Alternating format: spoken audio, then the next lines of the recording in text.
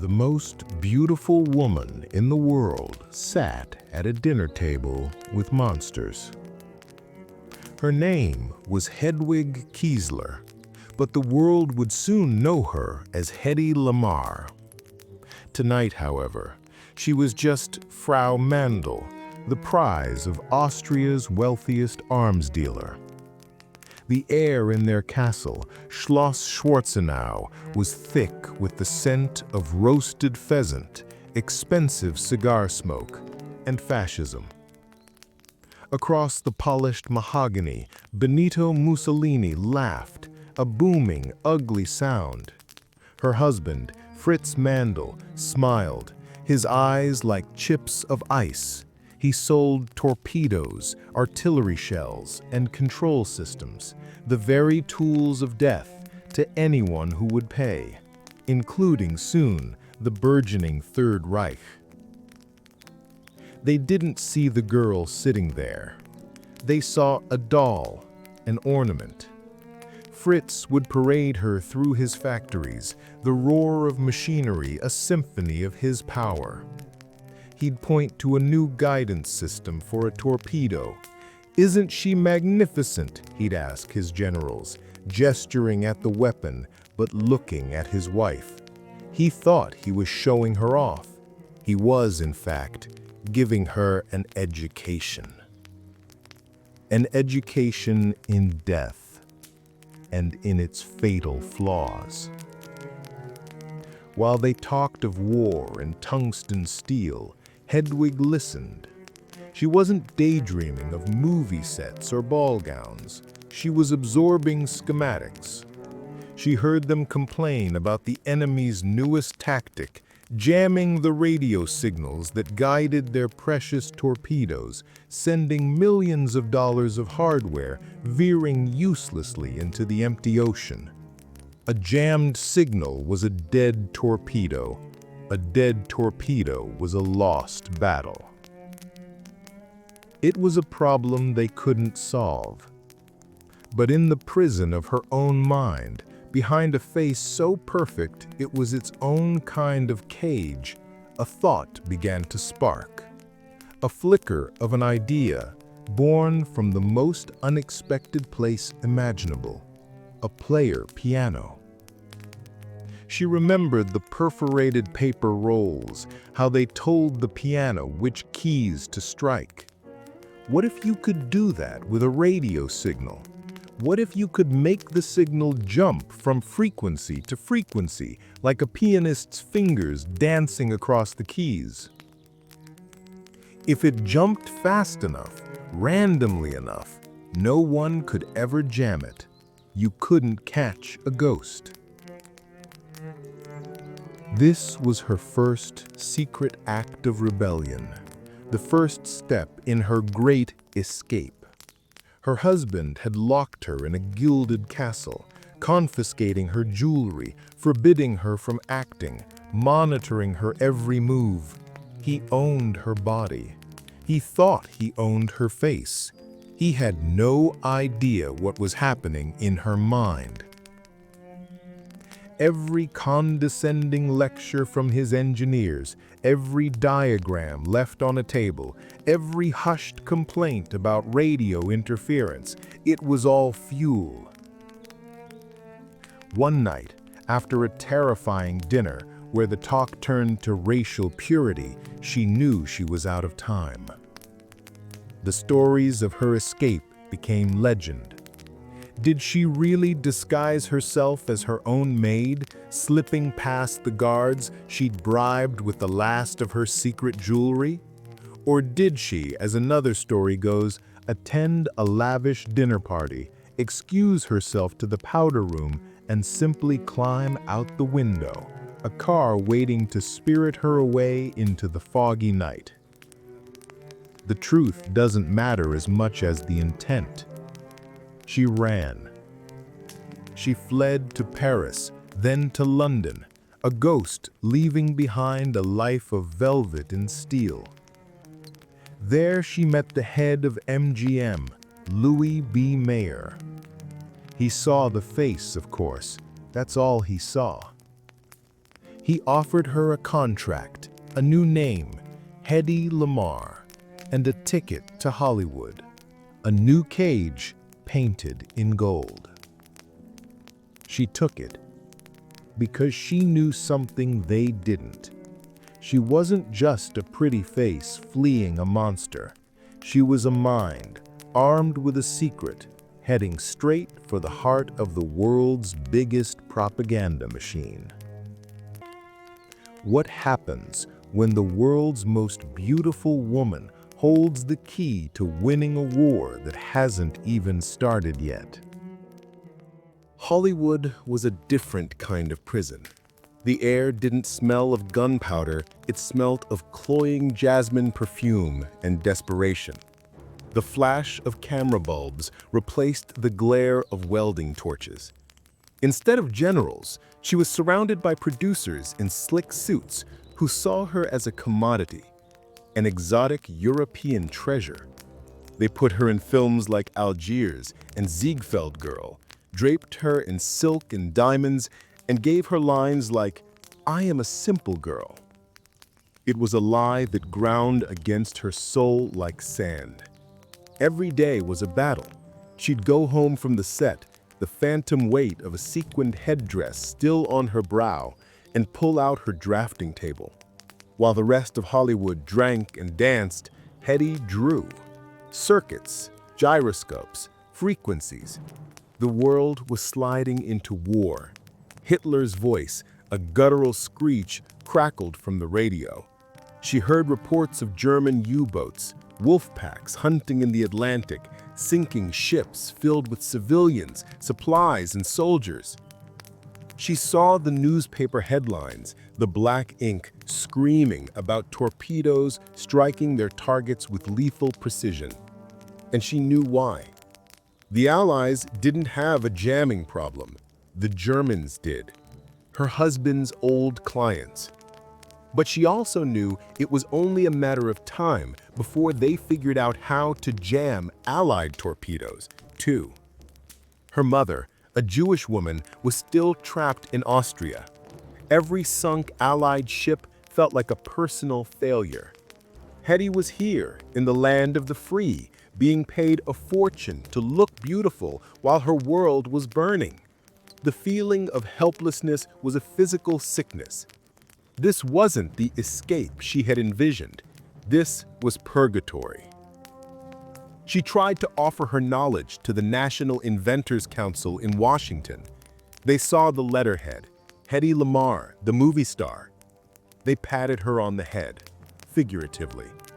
A man from the council told her the best way she could help the war effort was to use her celebrity status to sell war bonds.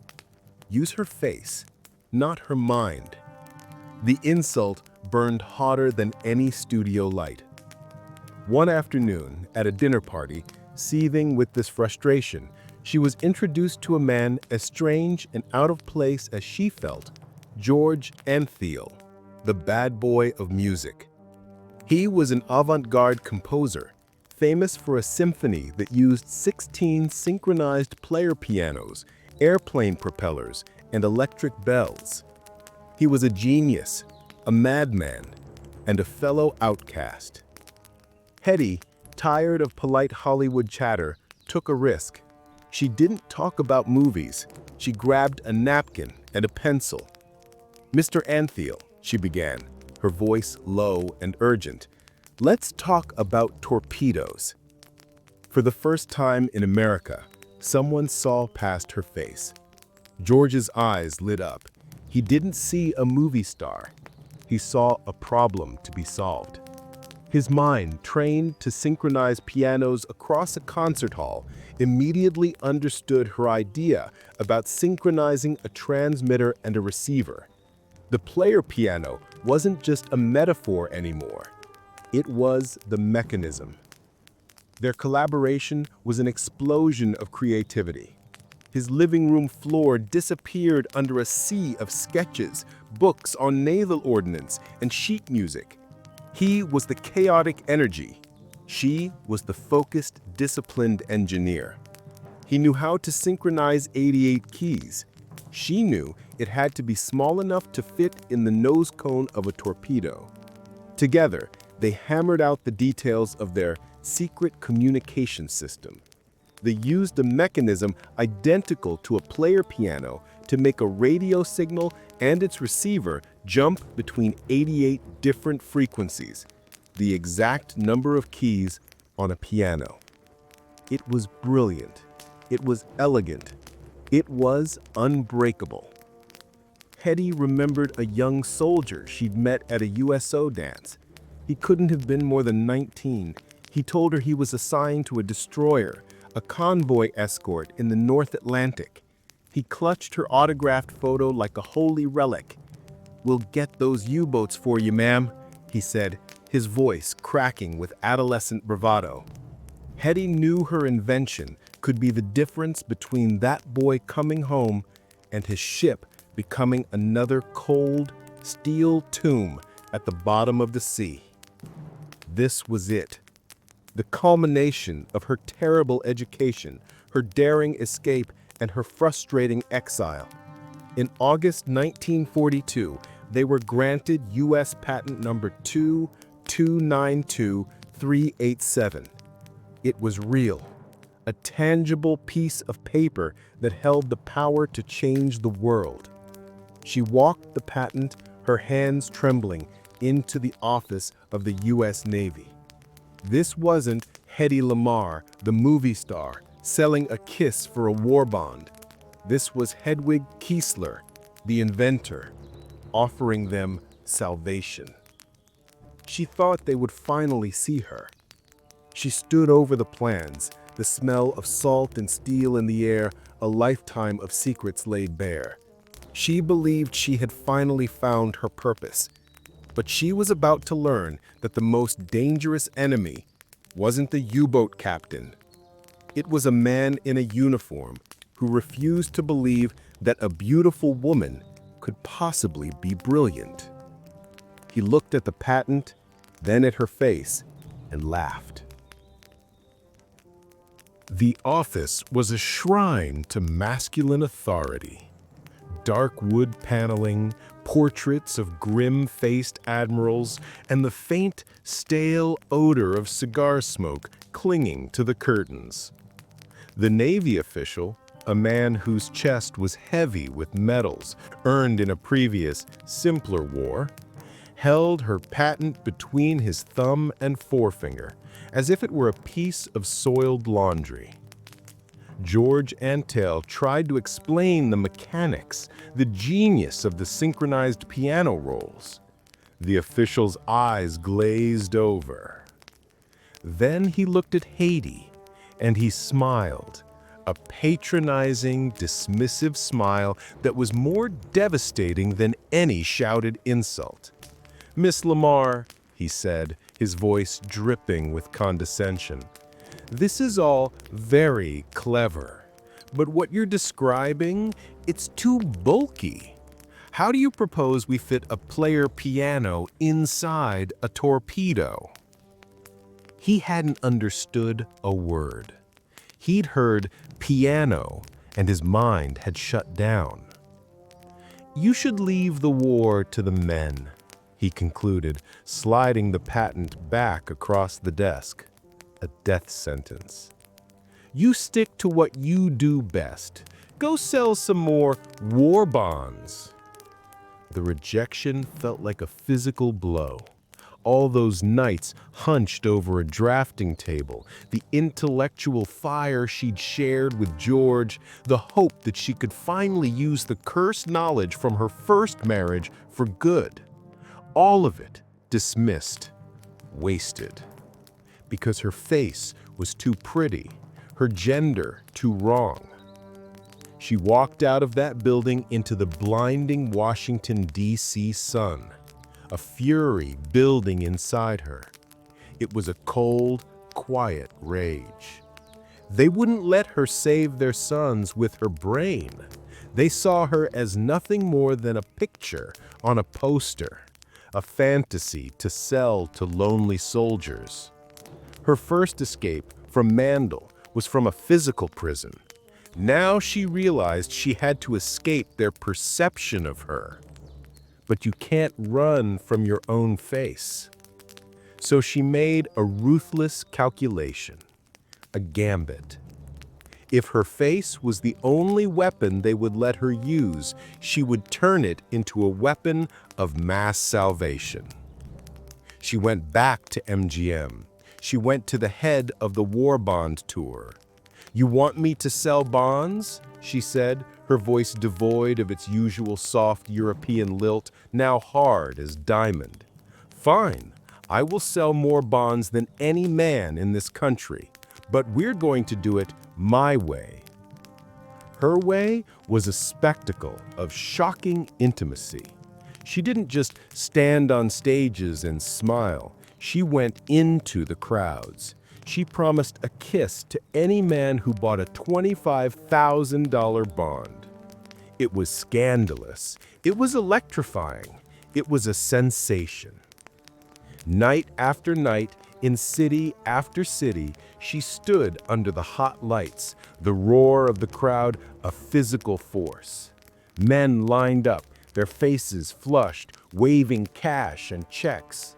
They weren't just buying a piece of the war effort, they were buying a moment with the most beautiful woman in the world. Hedy would look each man in the eye. A factory worker from Detroit who'd pooled his savings with his brothers, a shy farmer from Iowa, a swaggering oil man from Texas. She'd take their check, lean in, and deliver a chaste, professional kiss. Each kiss felt like a betrayal of the woman with the drafting table. Each cheer from the crowd was a reminder of the silent, sterile office at the Navy Department. She was a performing SEAL, trading her image for the money they needed to build the very ships her invention could have protected more effectively. It was a triumph that tasted like ash. One night, in a cramped, stuffy dressing room that smelled of sweat and wilting flowers, she read a letter from a naval engineer she'd met briefly at the meeting. He was a junior officer, too scared to speak up in the meeting. "Miss Lamarr," the letter read, "we saw your patent. We filed it under unconventional. Sir, that's code for we don't get it. But I got it. It was brilliant. It could have saved thousands of lives. I'm sorry." She folded the letter, the paper cool against her skin. She had just raised over $1 million in a single night, enough to build a new destroyer, a ship full of boys like the one she'd met at the USO dance. She was saving them, but she was doing it with lipstick, not logic, with glamour, not genius. In one single relentless tour, Hedy Lamarr sold $25 million in war bonds, an astronomical sum. Adjusted for inflation, it's over $1/3 billion today. The government hailed her as a hero. The newspapers called her a patriot. She smiled for the cameras, the flashbulbs a constant, blinding assault. But in the quiet moments, she knew the devastating truth. She had beaten them at their own game. She had used their shallow obsession against them to achieve a greater good. But in doing so, she had let her world-changing secret die on a dusty shelf filed under unconventional. They called her a savior. She knew she'd just become their most beautiful weapon. The war ended. The ticker tape was swept from the streets. The soldiers came home. And the world tried to forget the smell of burning cities. Hedy Lamarr's patent, number 2292387, expired in 1959. She never earned a single dollar from it. It was a footnote in a life that was about to take a sharp, tragic turn. Hollywood, A town with the memory of a gnat moved on. The exotic European beauty was no longer in vogue. New faces, younger faces arrived. The scripts stopped coming. The phone stopped ringing. Her descent was not a dramatic, sudden plunge, but a slow, grinding erosion of the identity that had been forced upon her. The face that had been her fortune was now her curse. As it aged, her value in the only world that had ever seemed to want her plummeted to zero. Her quest for escape became desperate, turning inward. She chased youth with the surgeon's knife, each procedure subtly warping the iconic features until her face became an uncanny mask of its former self, a heartbreaking echo. She cycled through 6 marriages, each ending in failure, a search for a partner who could see past the legend and find the woman. She never found him. The brilliant mind, once so fiery and engaged, grew restless, then bored, then self-destructive. In 1966, she was arrested for shoplifting $86 worth of goods from a department store. It wasn't about the money. She wasn't poor. It was a cry for help, or perhaps a cry for a thrill, a desperate act to feel something other than the crushing weight of obscurity. The inventor of a system to defeat Nazi torpedoes was now a tabloid headline, a fallen star. She retreated, the final escape. She became a recluse in her small Florida home, the blinds perpetually drawn. The woman who had once commanded the world's attention with a glance now refused to be seen at all. She communicated with the outside world, with her children, almost exclusively by telephone. Her voice, the only part of her she was willing to share. For hours a day, she would lie in bed surrounded by the ghosts of her past and simply talk on the phone. And then, a strange thing happened. The world she had hidden from began to catch up with her mind.